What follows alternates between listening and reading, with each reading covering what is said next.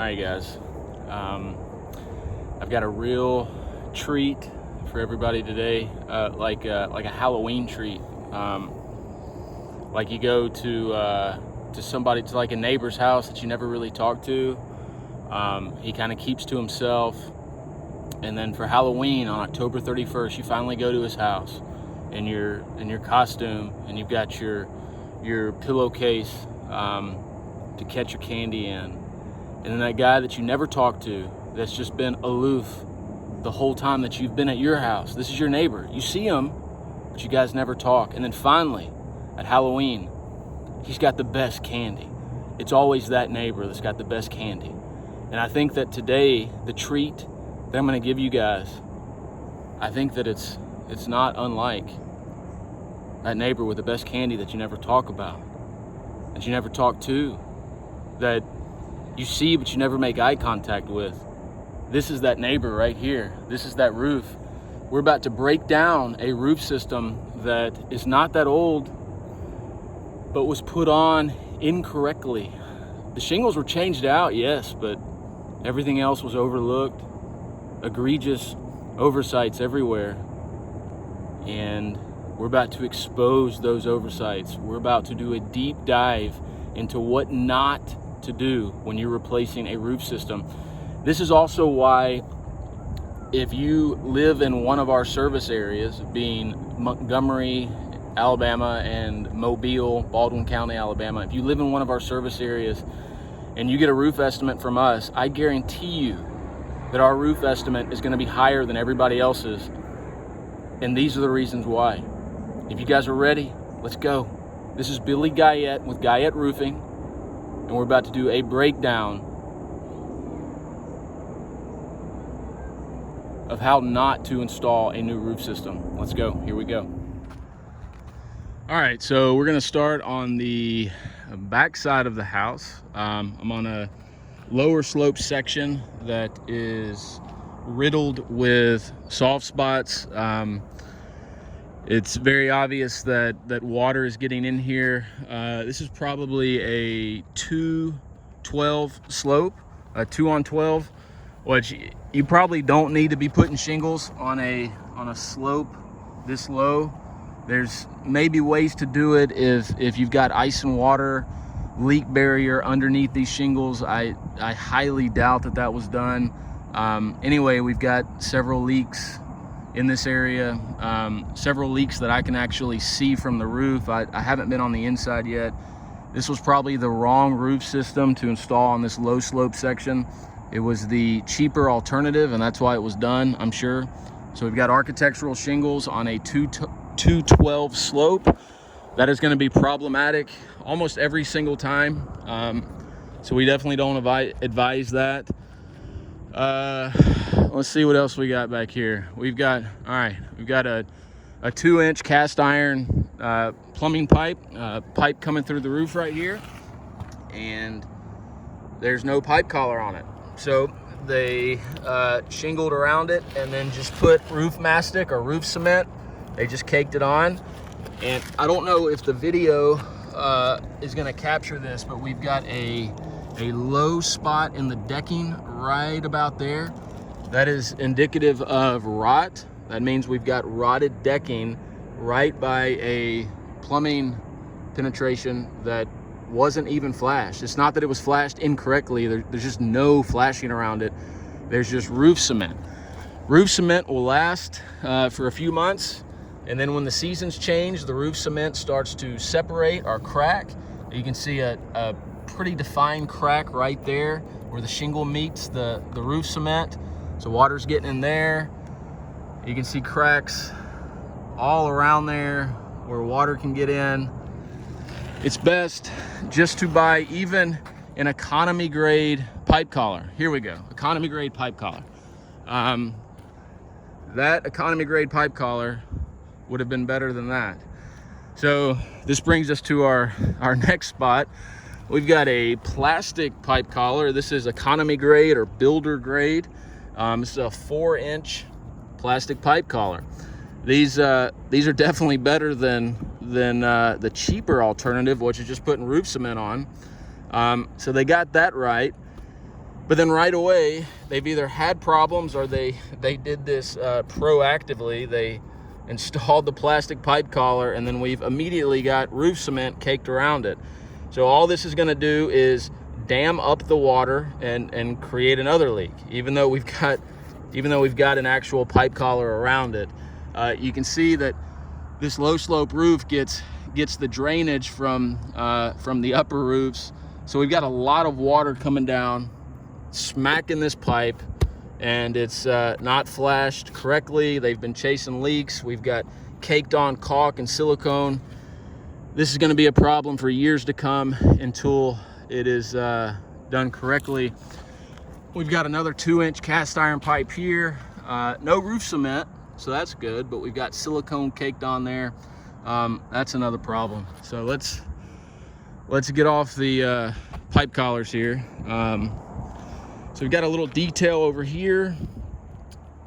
This is an eyebrow on the roof, or a sub roof to the low slope roof. There was definitely an attempt to flash it, but you can see they just used cheap aluminum here. You can hear it, and it's just installed incorrectly. I don't even know how to break this down. It's just a bad move right here. You should have some custom-made apron flashing for this detail, and you can see how it's already starting to pop up right here. We've got the exposed nails and then more roof cement. You can see all of the roof nails that were used to fasten down this aluminum are just completely rusted. It is torn. The aluminum has torn in a few spots. This is just going to be also a source of chronic leaks for a long time until it's just done correctly. You can see over here, it looks like we started to run low on shingles, and we just found whatever shingle was in the back of our truck, and we threw down some Weatherwood 3-tab shingles to finish out the roof project. So that's also a problem.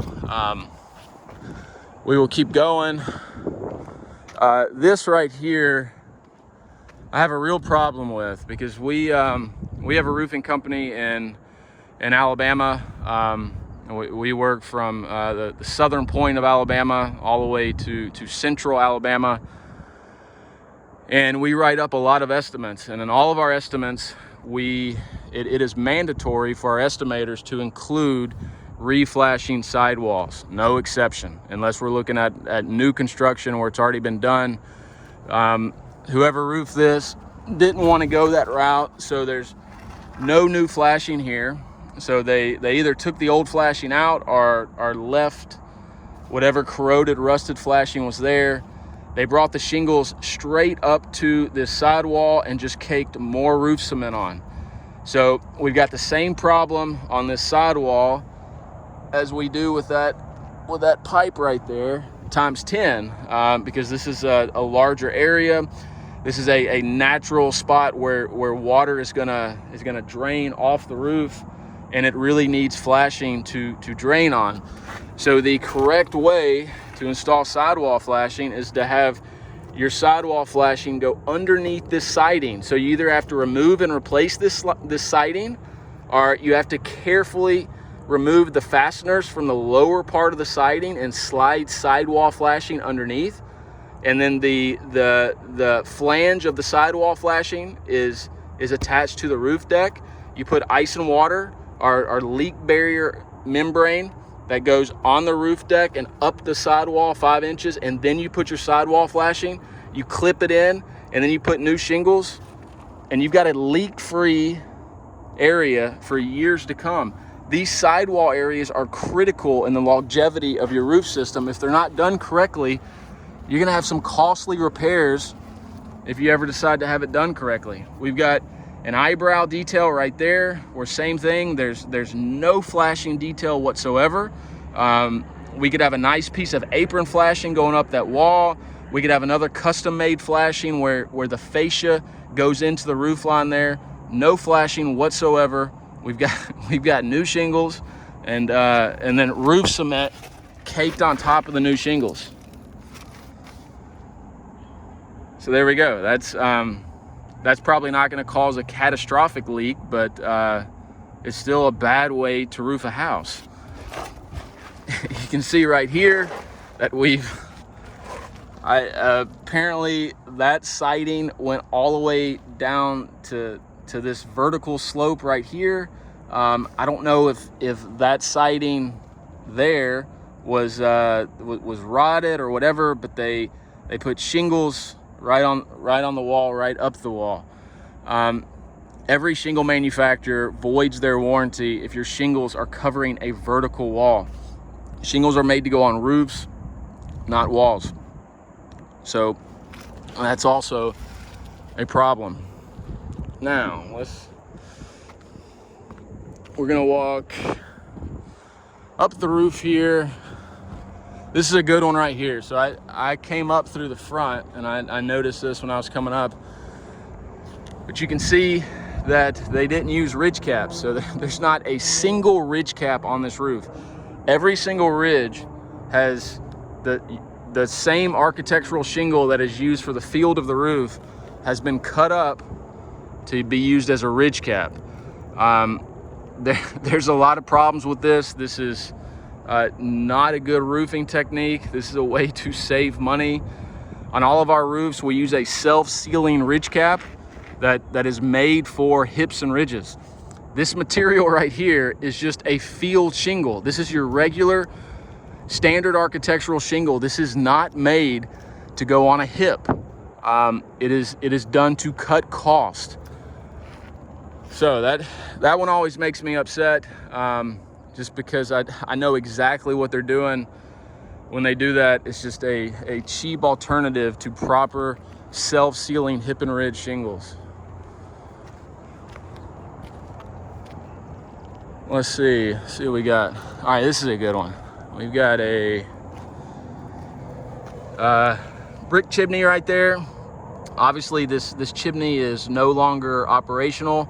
So instead of putting a galvanized metal cap, they just put 2 architectural shingles. I'm sure those are glued somehow, but that's not the right way to cap off a chimney.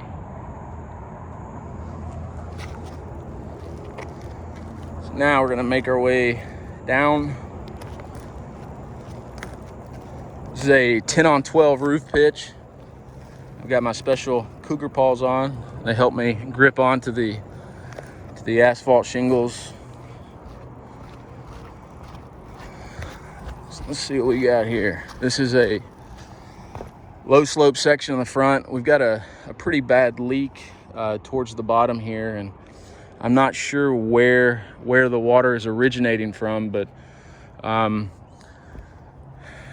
this looked like this low slope roof looks like it was a landing area for when they were replacing the current roof. It looks like they use this as a staging area for new material and for trash. And you can see a lot of scuff marks on the shingles going up this valley.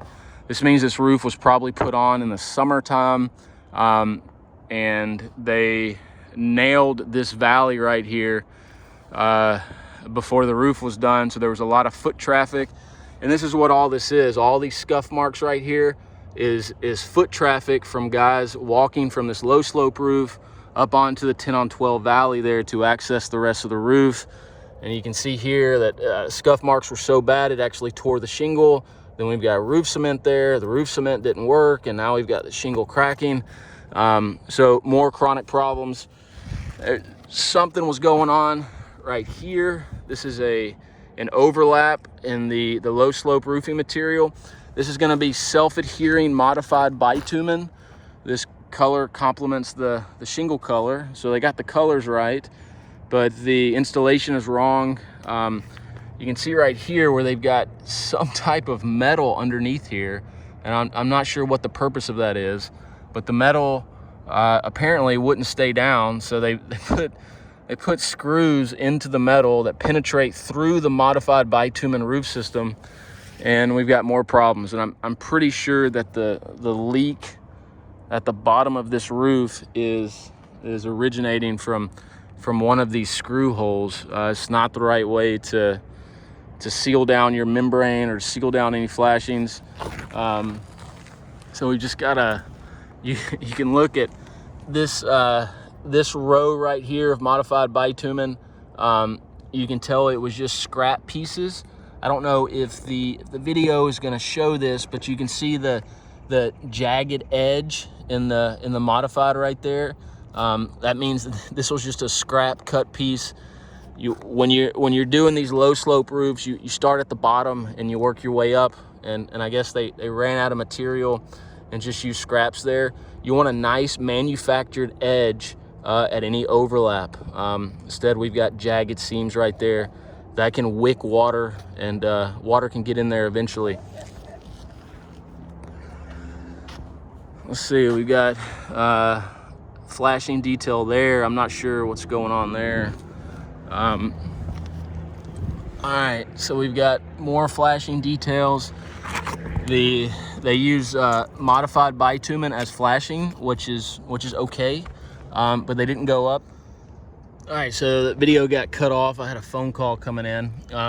Anyway, it is okay for modified bitumen to be used as flashing, and it's actually preferred on a lot of flashing details. But where they went wrong is, first of all, these corners are not cut right, but this is beginning to open up right there. You can see that, and the modified was not fastened the right way to this siding right here. They could have used some termination bar that goes on top of the mod bit and keeps the mod bit from sagging down or opening up. But there needed to be some type of termination point here.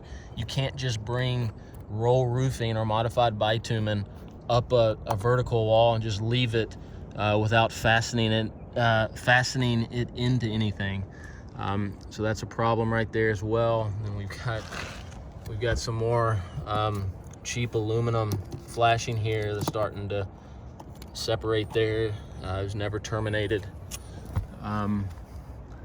Then right here, this is another eyebrow section with no apron flashing. You can see on a wind-driven rain that water can just get right inside the roof system there. You should have a piece of apron flashing that goes underneath that siding and then kicks out onto the roof there.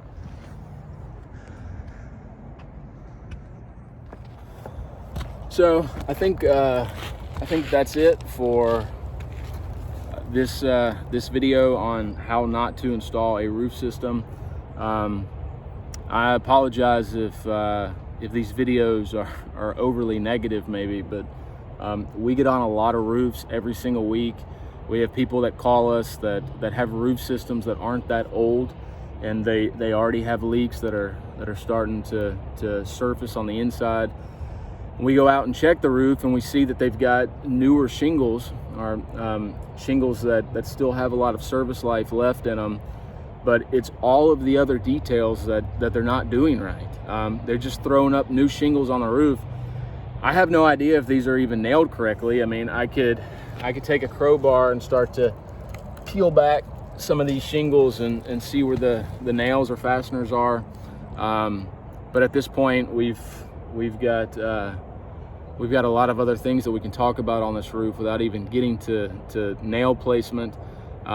It's just very important that when you're in the market for a roof replacement, to ask questions like, what are you going to do around flashing details? What are you going to do in low slope sections of the roof? How are you going to nail the valley? How are you going to nail the shingles? What are you going to use for ridge caps? What are you going to use for starter strip? Or are you going to put edge metal around the house? Are you going to reflash the chimneys? Are you going to reflash the skylights, the sidewalls?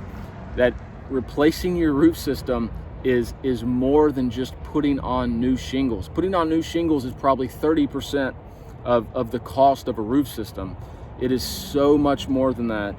And we try to educate homeowners because it's not their fault. The average homeowner is going to put one roof on in their lifetime, and there's things that I don't know a lot. I know a lot about roofing, but if I'm getting my bathroom remodeled, I don't know if they're using the right kind of grout, or if the toilet, the commode is going to flush the right way in 3 years after it's installed. I don't know any of that. I'm just trusting the contractor that I hired, And I wish that it was that simple, but it's not. You have to do your own due diligence and ask the roofing company these questions, and hopefully they can answer. But even if they do answer, require pictures during the roof replacement process. We use this app called Company Cam, where we take pictures of the entire process, and then we can share those pictures with the homeowner if they want to see them. We definitely have the pictures for just documentation. If you hire a roofing company that's not taking pictures of their work, then that probably means they're trying to hide something. So ask those questions. Is the project going to be managed by a project manager? Ask those questions. So, I hate to see roofs that are falling apart like this, because I feel like it, in the long run, yeah, it means that we have job security, but I think that it costs the economy a lot. It's a drain on the economy when you have someone that's going to pay $8,000 to throw up a garbage roof, when they could have paid $12,000 to get a Cadillac roof system that's going to last a long time. In the long run, they're going to be saving money by spending more money up front. And I know everybody knows this, and it's not just about roofing, it's about vehicle that you buy, whole house that you buy, that you normally get what you pay for. And we just want to educate homeowners. Your home is a big investment, and your roof is a part of that investment. Don't choose the wrong roofing contractor. It can be bad. All right, that's enough negativity. I'm about to go to the house. It is almost 6 o'clock, and I don't know what we're gonna do. I think we're having steak tonight. Anyway, this is Billy Guyette with Guyette Roofing, reporting from downtown Cottage Hill, oldest neighborhood in Montgomery, Alabama. That's it. All right, see you guys.